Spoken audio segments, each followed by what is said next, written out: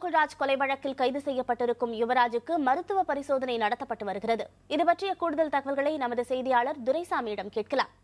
துரைசாமி, யுவராஜுக்கு மருத்துவ பரிசோதனை நடத்தப்படுவதற்கு என்ன காரணம்?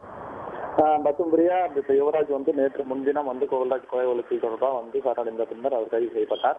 கைது செய்யப்பட்ட அடுத்து நேற்று சிபிசிஐடி போலீசார் அவருக்கு 5 நாள் காவலில் விசாரிக்க நாமக்கல் முதன்மை குற்றவியல் நீதிமன்றம் அனுமதி வழங்கியது. அந்த அனுமதி வழங்கும் போது அவருக்கு தினசரி உணவு வழங்கும் அனைத்து வசதிகளும் செய்து தர வேண்டும், மருத்துவ பரிசோதனை செய்ய வேண்டும் உள்ளிட்ட பல்வேறு நிபந்தனைகள் வைத்திருந்தனர். அதன்படி இன்று 2வது நாளாக விசாரணை நடைபெற்று வந்தது. இந்த விசாரணை இடையில் நாமக்கல் மருத்துவர்கள் அந்த யுவராஜுக்கு மருத்துவ பரிசோதனை மேற்கொண்டு வருகின்றனர். நாமக்கல் அரசு மருத்துவமனையைச் சேர்ந்த தலைமை மருத்துவர் கண்ணப்பன் குழுவின் தலைமையிலான மருத்துவ குழுவினர் அவரிடம் பரிசோதனை செய்தனர்.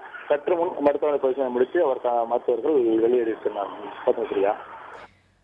கோகுல்ராஜ் கொலை வழக்கு தொடர்பாக யுவராஜிடம் விசாரணை நடத்த சிபிசிஐடி காவல்துறையினர் என்ன திட்டம் வகுத்திருக்கிறார்கள் துரைசாமி? அதாவது கோகுல்ராஜ் கடந்த ஜூன் மாதம் 24 நடைபெற்றது.